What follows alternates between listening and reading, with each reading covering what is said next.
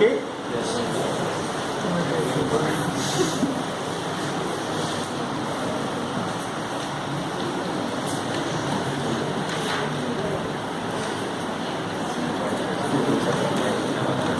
So perhaps we can take off now.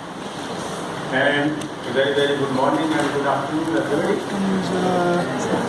And I welcome you all once again to be here with me today. And I hope we try to do some quantum mechanics and we try to understand some of the basics, some basic fundamentals of the so-called abstract formulation of quantum mechanics. Okay?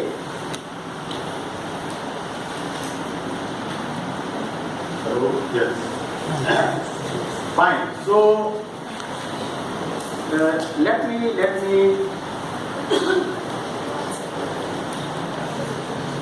briefly recap in order to take off.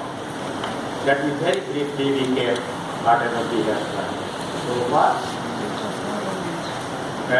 Basically, I gave you a recap or an introduction of some basic principles of classical mechanics, beginning from the Newtonian mechanics.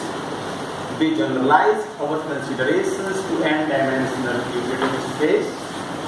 We introduced the generalized coordinates qi, q1, q2, q3 instead of x1, x2, x3.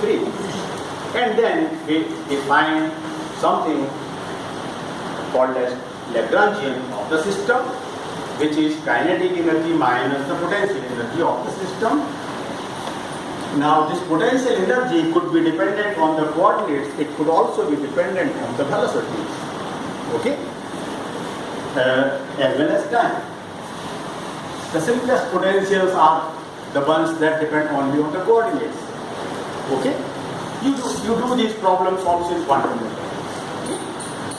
Then you promote all the dynamical variables to the corresponding quantum mechanical operators, you are automatically working with quantum mechanics, correct? So the simplest potentials are dependent only on the coordinates.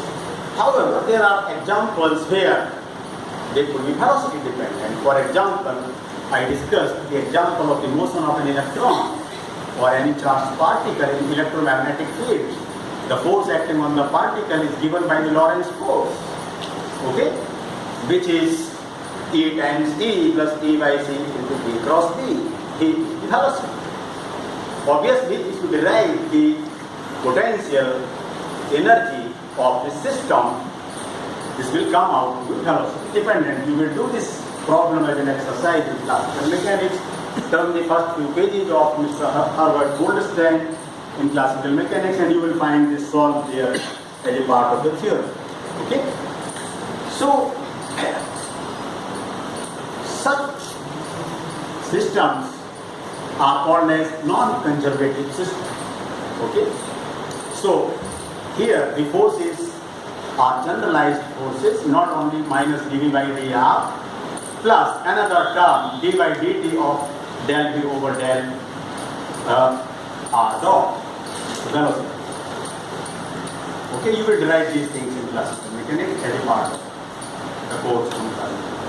Okay, but I must tell you, I must recap the basic results that are needed. So these are prerequisites. We are supposed to know them. Okay? Very good. Now, one could define a canonical momentum as a partial derivative of the Lagrangian with respect to velocity. One could write down the Legendre transformation to define the Hamiltonian of the system. So H is sigma pi qi dot minus F. Then you eliminate all the velocities from this right hand side of this expression and you will have an expression for the Hamiltonian only in terms of the coordinate and moment.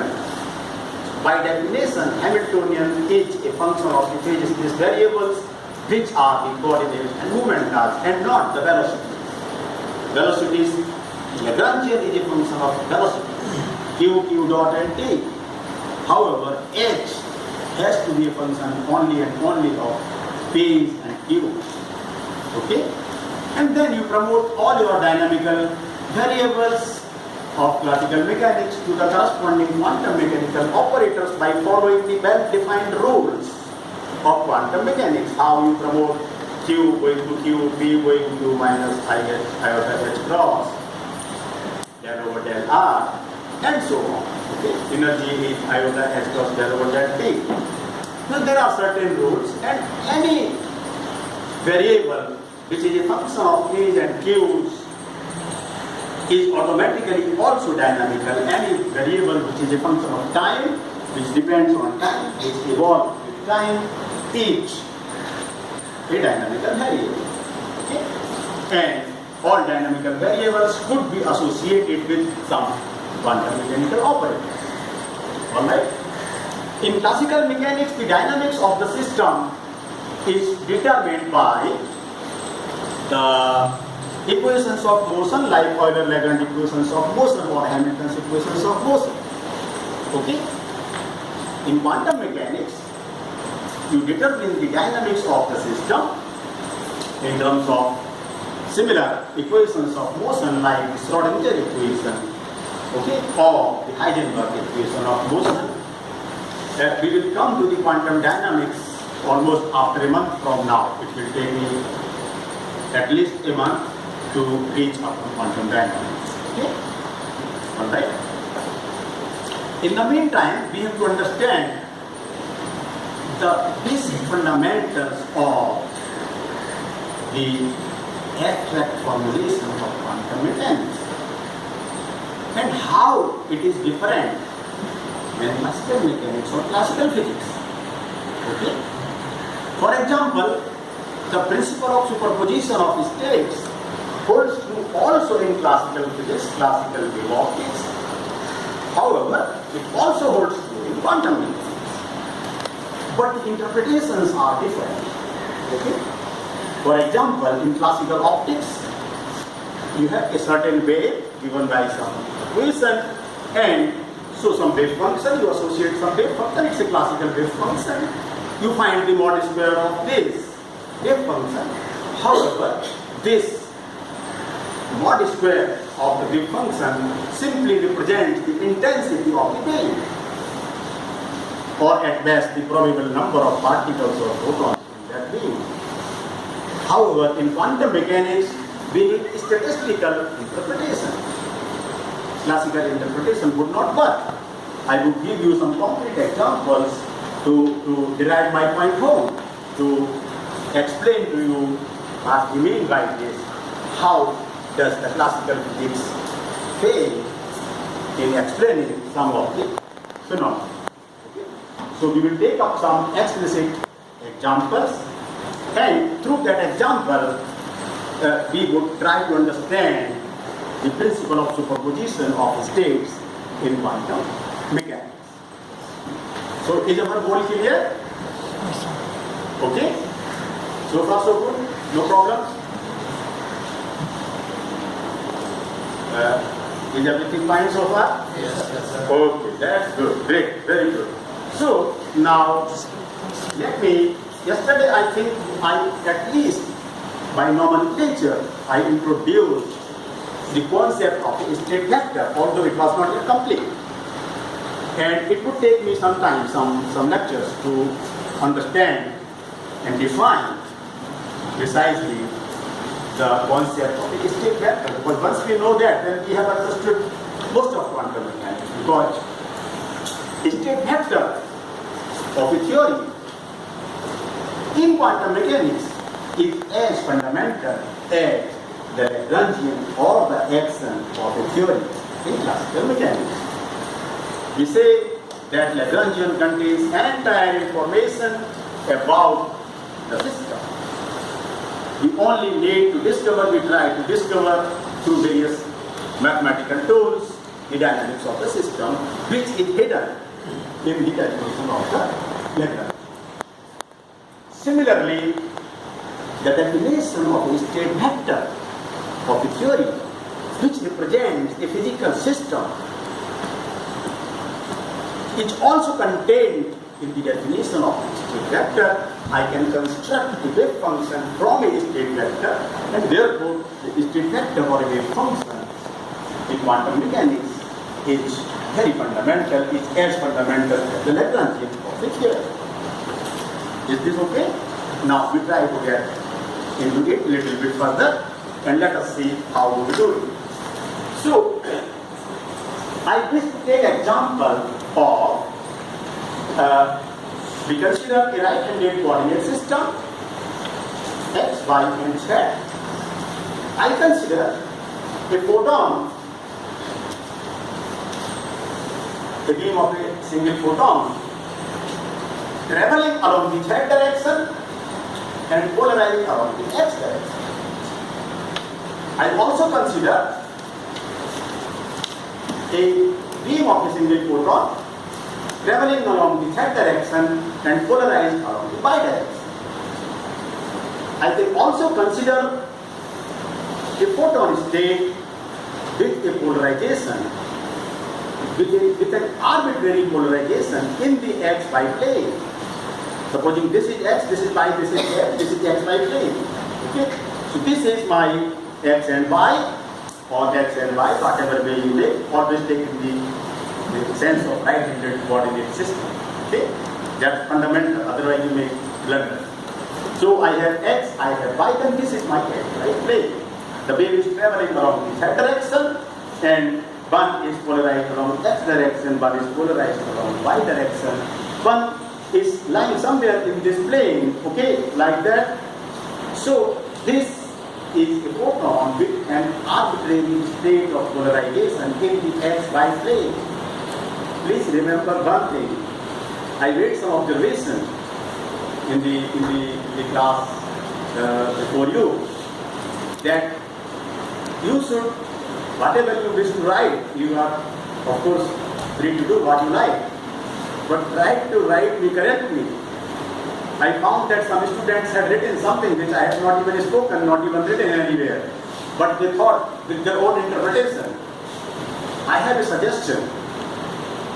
When you are listening to me, you stick to me and to the word, what I write, what I speak. Don't make too many deviations right away. Then you go back to the books. Read the literature. Try to recap me what I have taught.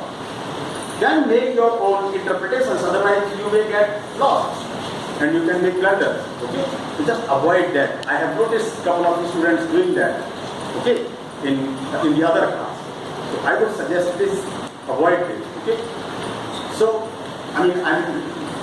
take my words for granted at least. Don't question them right away. Try to understand them, try to meditate on them, try to calibrate them with some standard text. Somehow, then only can you infer what should be the correct thing. Okay? You can question. No problem. But if you question and write something else that you think should be correct, then I don't know what will happen. And if you show it to somebody else, the guy might think, oh, this teacher is teaching some wrong things. Okay? But although the guy doesn't know that you are copying it incorrectly. Okay? So if you copy it correctly. Alright. So let us see what we mathematically mean. You see, let me write down Ex equal to E0 Ex and cos of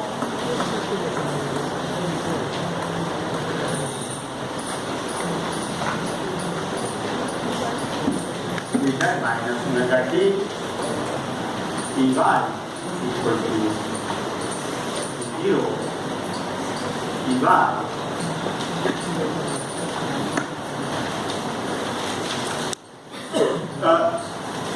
First one of them is a wave which is traveling along the z direction and it is polarized along the x direction.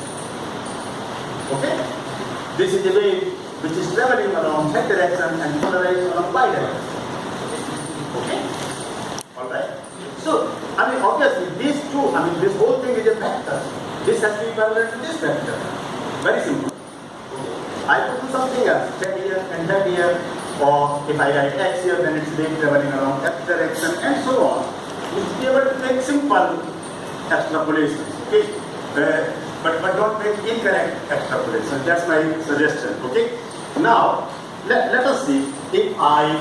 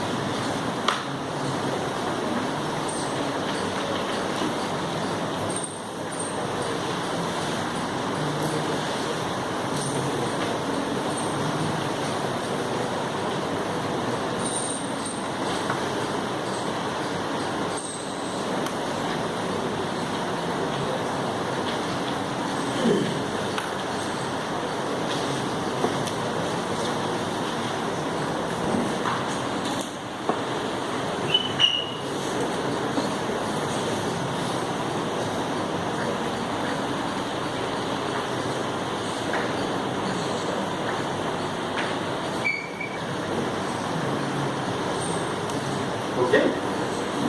So, I'm talking about three physical systems. I'm talking about three different physical systems. The first one of them represents a single photon, which is traveling along z direction and is polarized along x direction. The second one I am considering is also a single photon traveling along z direction and polarized along the y direction. This is different. These three are different physical systems. This is a photon traveling along z direction and having the polarization, arbitrary polarization in this x plane. Okay? So, this is alpha. Supposing I designate this by psi1 state vector. So, now here, this is represented by the state vector psi1. This is represented by the state vector psi2. And this is represented by the state vector psi. And if this is the angle alpha, then I can write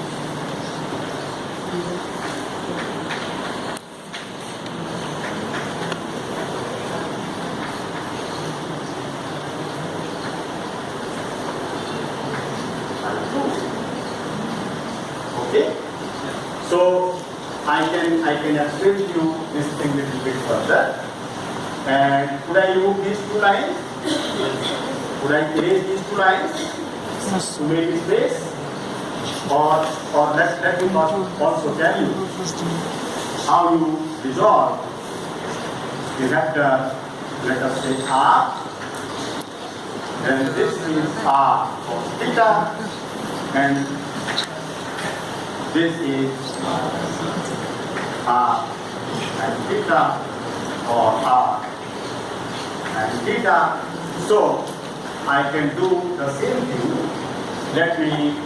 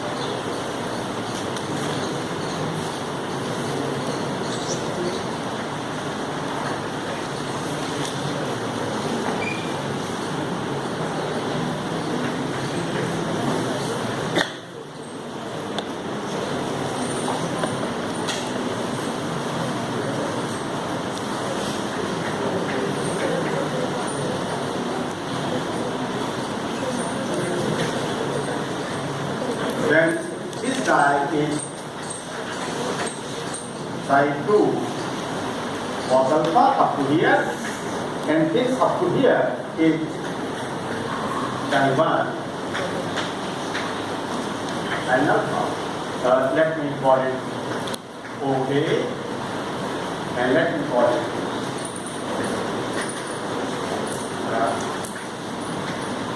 OB. So this would be OA plus OB, and this is part. Okay? Is this clear? Yes?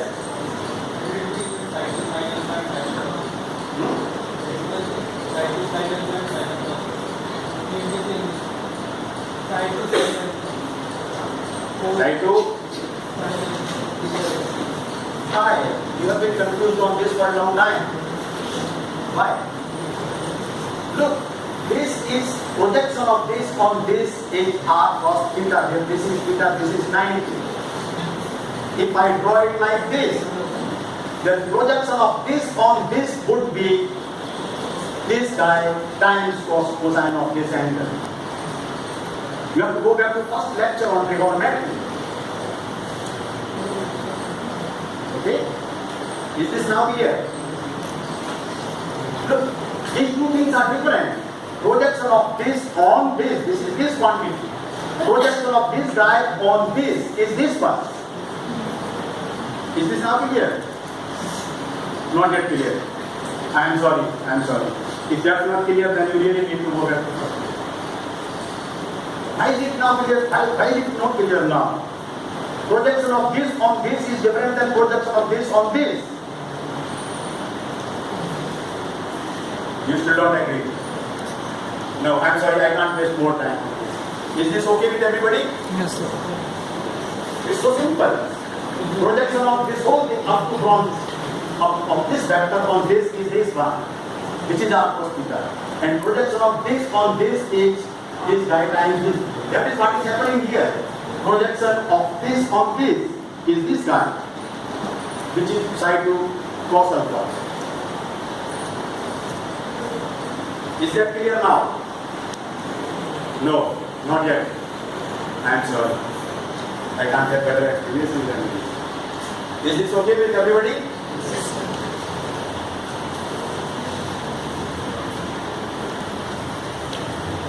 Not yet. No, I'm really sorry. If it is still not clear, then I'm really sorry. We cannot spend 1 hour on that. I mean, this is the simplest explanation I have offered it from my side to explain everything so clearly. I have related everything on first year. Okay? Alright. So, can I go ahead now? Yeah. Okay. Now, could I erase these things? I will move on. I'm sorry, I must move on. Is this okay? Okay, very good.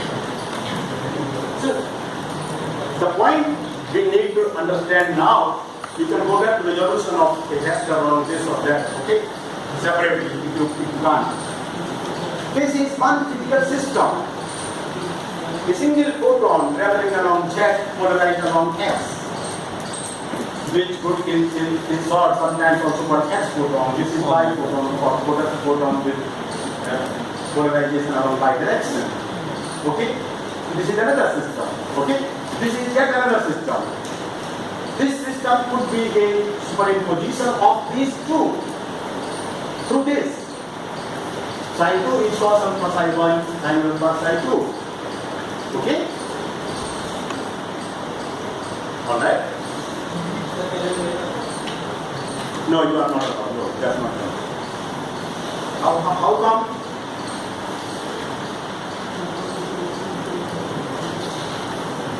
What is psi 1? Oh, is this straight? Yeah. Are you referring to this? But then you should be clear. You are confusing between sin and cos alpha.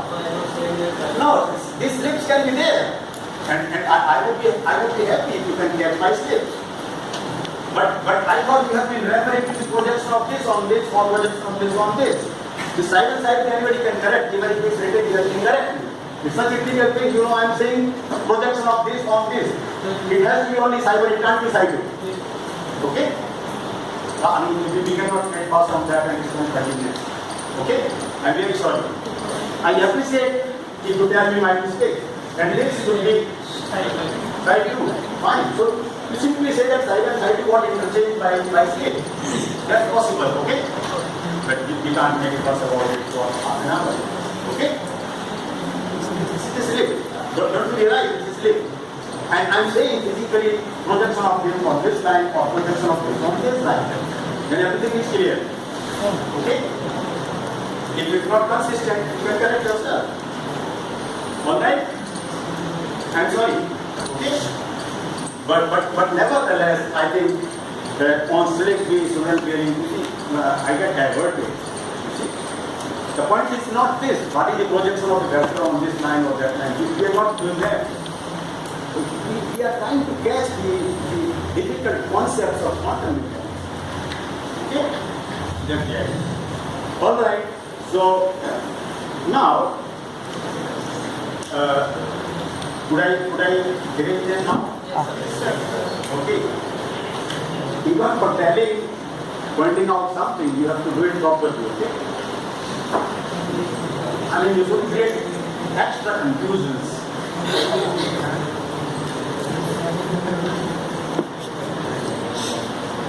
Now,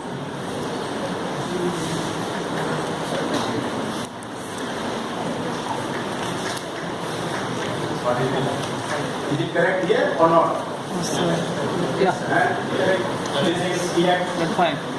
So this bar has 1 and here is bar sine 2, so sine 2 sine alpha, okay, and sine 1 cos alpha. Alright?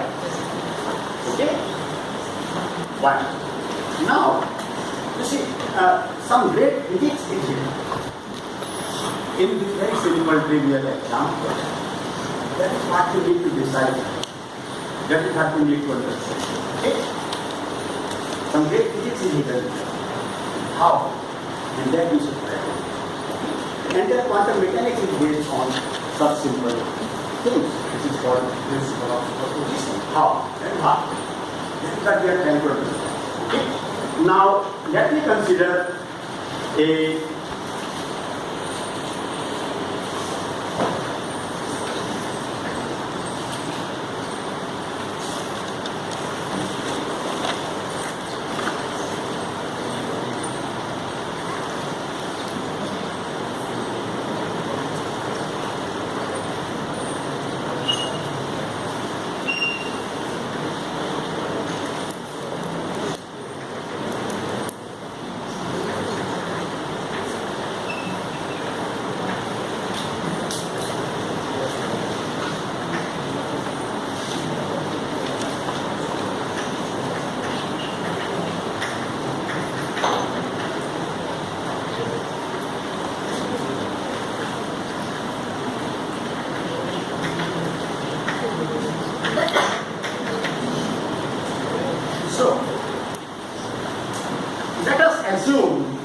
that there is a beam of single photons coming in and it's being incident on a beam incident. Okay? The beam of single photon is being incident on this splitter, beam splitter, and the beam is split into 1 and 2.